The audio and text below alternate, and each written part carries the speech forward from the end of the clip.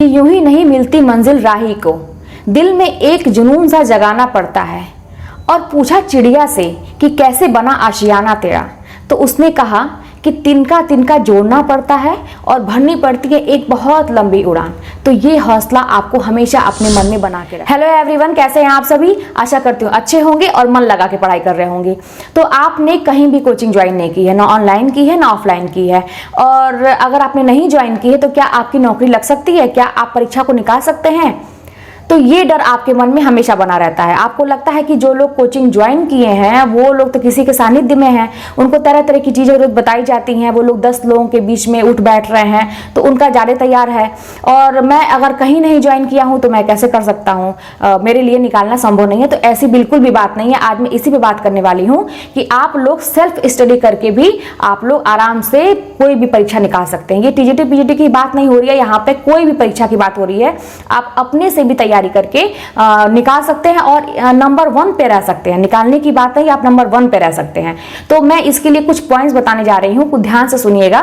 और वैसे भी आप थोड़ा सा अपने तरीके से भी देखिए, अपनी क्षमता को पहचानिए कि आप क्या कर सकते हैं, क्या नहीं कर सकते हैं। अपनी क्षमता को जब पहचान लेंगे ना तो आपको खुद पता चल जाएगा कि आपको कैसे करना है, क्या करना है। ठीक है, तो मैं जो बताने वाली हूँ उसको सुनिएगा, समझिएगा, और अगर आपको लगता है कि आपको फॉलो करना है तो बिल्कुल करिएगा। और इससे पहले अगर वीडियो पसंद आए तो लाइक करिएगा, चैनल पर नए हैं तो सब्सक्राइब करिएगा, क्योंकि मैं रोज आपके लिए एक वीडियो लेके आती हूँ अपनी की हुई गलतियों से मैंने जो सीखा है उसको बताने के लिए, या मेरे दिमाग में जो आता है कि आप लोगों की मैं किस तरह से हेल्प कर सकती हूँ। आपके कमेंट्स आते हैं, जो आप प्रश्न पूछते हैं उसके ऊपर आपके लिए जो हेल्पफुल होता है मैं उस पर वीडियो बनाती हूँ ताकि आप परीक्षा में आसानी से अपना अच्छा प्रदर्शन कर सकें। तो देखिए, पहला पॉइंट क्या है ना कि अगर आप सेल्फ स्टडी करने के लिए सोचे हैं, ठीक है, तो आपको सबसे पहले क्या करना होगा? तो सबसे पहले ये करना होगा कि आपका एक उद्देश्य होना चाहिए, एक लक्ष्य होना चाहिए कि आप जिस परीक्षा की तैयारी करने जा रहे हैं वो क्या है, और ये मतलब नौकरी क्या है, इस चीज़ों को समझना पड़ेगा। हाँ, और आपको ये समझना पड़ेगा कि इस नौकरी को, ये परीक्षा मुझे निकालनी है। तो आपका तो एक उद्देश्य होना चाहिए कि हाँ, मुझे ये नौकरी चाहिए, ये परीक्षा मुझे निकालनी है।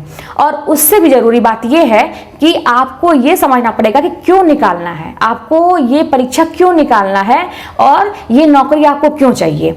और ये सेल्फ स्टडी करने से पहले ही नहीं, बल्कि जब भी आप डिमोटिवेट होते हैं, जब भी आपका हौसला टूटता है, आप किताब कॉपी अपनी बंद करिए, 5-10 मिनट के लिए अकेले में बैठिए और बिल्कुल सोचिए क्यों। आपका जब क्यों मजबूत रहेगा ना तो आपको कोई नहीं रोक सकता है, ना कोई आपका हौसला गिरा सकता है। आप सोचिए कि क्यों जरूरी है।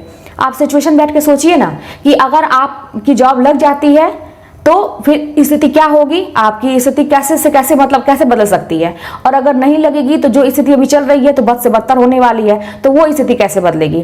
तो क्यों मुझे पढ़ना चाहिए, मैंने क्यों स्टार्ट किया, क्यों मैंने सोचा कि मुझे तैयारी करनी चाहिए, मुझे पढ़ना चाहिए, क्यों मैंने शुरू किया। तो क्यों हमेशा अपना मजबूत बना के रखिएगा। फिर आपके अंदर खुद एक अपने एक जुनून सा पैदा होगा, किसी की जरूरत नहीं है, आपको खुद एक जुनून सा पैदा होगा और आप अच्छे से पढ़ाई करेंगे। ठीक है, तो पहला तो आपका उद्देश्य क्लियर होना चाहिए कि आपको क्यों पढ़ना है और क्या पढ़ना है। ठीक है, उद्देश्य आपका एक होना चाहिए। उसके बाद दूसरा नंबर आता है ना कि आपके पास सिलेबस होना चाहिए, है ना। तो सिलेबस के लिए आप सर्च करिए, आपके पास अगर है, मार्केट में अवेलेबल है तो ले लीजिए, नहीं तो सर्च करिए, उसका प्रिंट आउट निकालिए, और अगर आपको ये कठिन काम लगता है तो आप लिख डालिए कॉपी पे साफ साफ जितने भी आपके सिलेबस है, जो भी परीक्षा की तैयारी कर रहे हैं आपका अपने परीक्षा के हिसाब से जो सिलेबस है, आप पाठ्यक्रम है, उसको वो आपके पास होना चाहिए।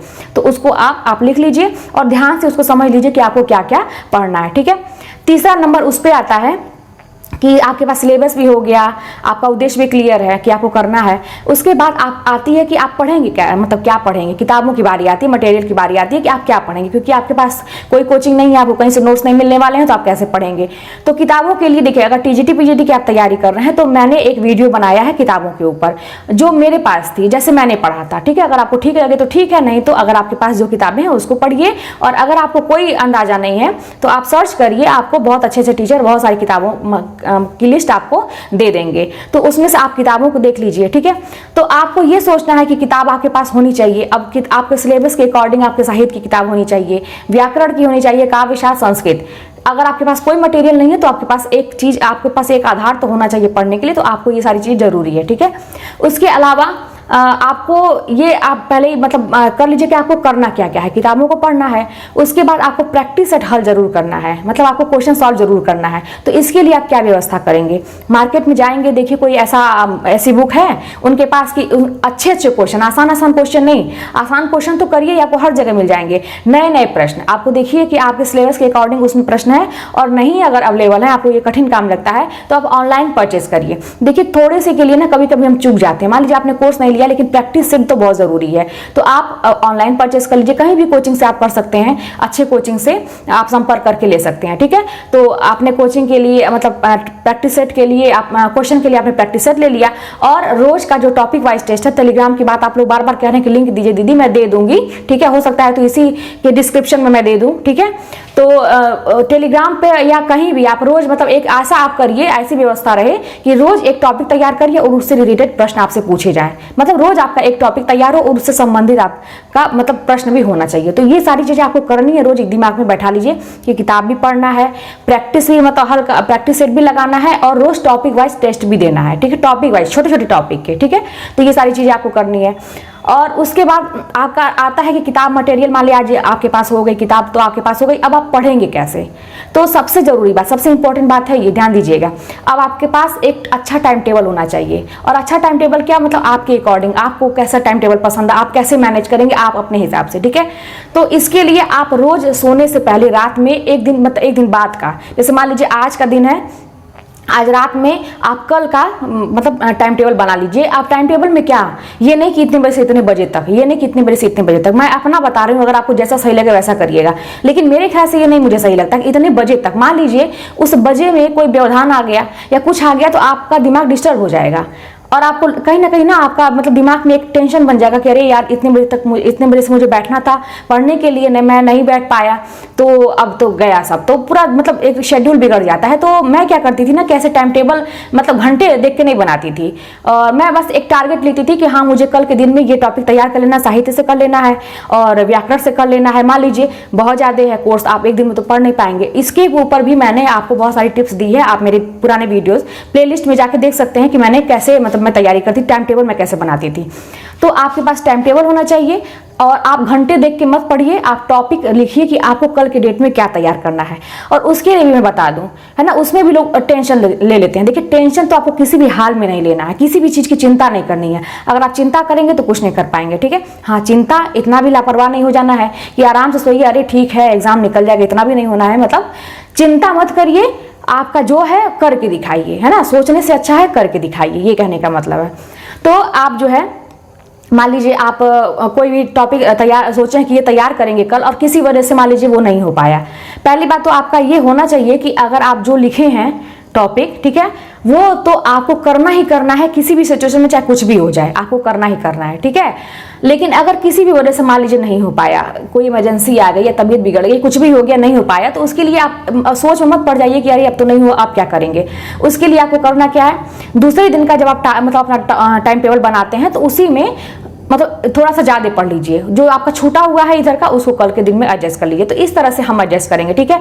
अगर बीच में कोई छुट्टियां पड़ जाती हैं, मान लीजिए संडे है, मान लीजिए आप कहीं वर्किंग है, बहुत सारे लोग मतलब काम में हैं, गवर्नमेंट जॉब में है, एक है निशा करके मेरे पास कमेंट करती हैं, बात होती है, मतलब कमेंट में मैं अक्सर मतलब देखती हूँ उनका, तो वो सोचिए गवर्नमेंट जॉब में, मुझे बहुत अच्छा लगता है कि गवर्नमेंट जॉब में होते हुए भी एक अंदर से जुनून है कि मुझे आगे बढ़ना है, कितनी अच्छी बात है ना।